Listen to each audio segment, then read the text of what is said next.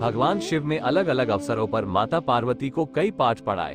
भगवान शिव ने माता पार्वती के साथ जीवन के 10 महान पाठ साझा किए जो हर इंसान के लिए आवश्यक है और उनका पालन करना चाहिए और बिना असफल हुए उनका पालन करना चाहिए। पहला उपदेश, सबसे बड़ा पुण्य और सबसे बड़ा पाप। जब माता पार्वती ने भगवान शिव से सबसे बड़ा पुण्य और पाप के बारे में पूछा तो शिव ने संस्कृत के एक श्लोक के साथ उत्तर दिया, नास्ति सत्यत परोनुनृतात पाटन परम, अर्थात मनुष्य का सबसे बड़ा गुण आदरणीय और सदा सच्चा रहना है, जबकि सबसे बड़ा पाप बेईमानी करना या ऐसे कृत्य का समर्थन करना है। एक व्यक्ति को हमेशा ऐसे कार्यों में लिप्त होना चाहिए जो ईमानदार और सच्चे हों और उनके होने की धार्मिकता को नुकसान न पहुंचाएं। दूसरा उपदेश, अपने प्रलोभनों को मत सुनो। जब माता पार्वती ने भगवान शिव से सभी कष्टों का कारण पूछा तो भगवान शिव ने पार्वती से कहा कि प्रलोभन ही सभी कष्टों का एकमात्र कारण है। संसार में 3 प्रकार के प्रलोभन होते हैं। 1, आंखों की वासना, का अर्थ है भौतिकवाद, यह विश्वास की धन और संपत्ति जीवन में सबसे महत्वपूर्ण चीजें हैं। 2, शरीर की वासना, का अर्थ है सुखवाद, यह विश्वास के जीवन में किसी भी चीज की तुलना में आनंद सबसे महत्वपूर्ण है। 3, जीवन का गौरव, का अर्थ है अहंकार, अपने बारे में बहुत अधिक सोचना, ये सोचना कि आप किसी और से बेहतर या अधिक महत्वपूर्ण है। मनुष्य को एक के बाद एक चीजों के लिए दौड़ने के बजाय कर्म और शरीर के बंधन से मुक्ति पाने के लिए ध्यान और तपस्या का अभ्यास करना चाहिए। तीसरा उपदेश, शक्ति ही सफलता में बाधक है। जब माता पार्वती ने भगवान शिव से पूछा कि मनुष्य अपने कार्यों में असफल क्यों होता है, तो भगवान शिव ने बताया कि आसक्ति ही सभी समस्याओं का मूल कारण है। आसक्ति और प्रेम ठहराव की ओर ले जाता है और सफलता में बाधा डालता है। जब आप दुनिया के सभी मोह और प्रलोभनों से मुक्त हो जाते हैं तो ऐसा कुछ भी नहीं है जो आपके जीवन में सफलता प्राप्त करने से रोक सके।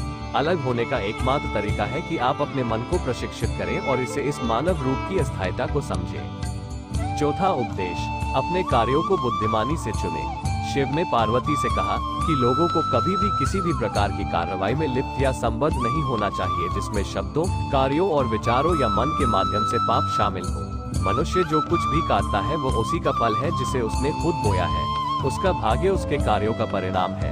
इसलिए एक व्यक्ति को इस बात का बहुत ध्यान रखना चाहिए कि वे अपने जीवन और कार्यों को कैसे चुनते हैं। पांचवा उपदेश, अवांछित इच्छाएं मनुष्य को आत्म विनाशकारी बना सकती है। जब माता पार्वती ने भगवान शिव से पूछा कि मनुष्य को आत्म विनाशकारी क्या बनाता है, तो भगवान शिव सबसे महत्वपूर्ण शिक्षा देते हैं कि जीवन में कभी भी किसी भी चीज के प्रति आसक्त नहीं होना चाहिए। ज्यादा इच्छा न करें, क्योंकि इच्छाएं जुनून की ओर ले जाती हैं और जुनून अंततः आत्म विनाश का कारण बन सकता है। अवांछित इच्छाएं मनुष्य को आत्म विनाशकारी बना सकती है। छठा उपदेश, समस्या के प्रति आपका दृष्टिकोण मायने रखता है।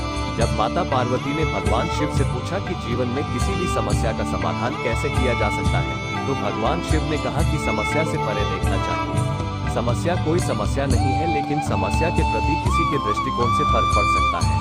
हमें अपने दिमाग को समस्या के समाधान के बारे में सोचने के लिए पर्याप्त समय देना चाहिए और सभी पहलुओं से स्थिति को समझना चाहिए। इसलिए शांत रहें और समझ से समस्याओं को दूर करें। सातवां उपदेश, अहंकार बुद्धि को नष्ट कर देता है। जब माता पार्वती ने भगवान शिव से पूछा कि वह क्या है जो मानव बुद्धि को नष्ट कर देता है, तो भगवान शिव ने बताया कि अहंकार मानव बुद्धि को नष्ट कर देता है। बहुत अधिक अहंकार आपको जिद्दी बनाता है और जब आप जिद्दी होते हैं तो आप दूसरे लोगों की नहीं सुनते हैं या उनकी सलाह लें। वे लोग जो आपसे बेहतर जानते हैं और शायद अधिक अनुभवी हैं।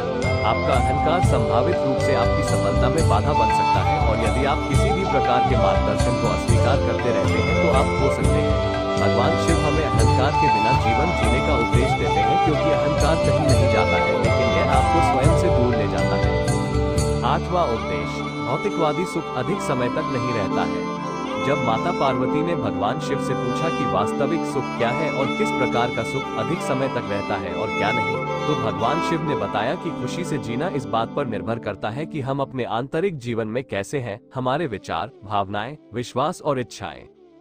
आध्यात्मिक आयाम होने का अर्थ है आंतरिक शांति की अनुभूति, मन की शांति और हृदय में शांति दोनों। उन्होंने कहा कि भौतिक सुख अल्पकालिक है। यदि आप भौतिकवादी नहीं हैं, तो आप जीवन में कुछ भी नहीं खो रहे हैं। भगवान शिव के शरीर पर लगी राख इस बात का प्रतीक है कि जीवन में सब कुछ अस्थायी है।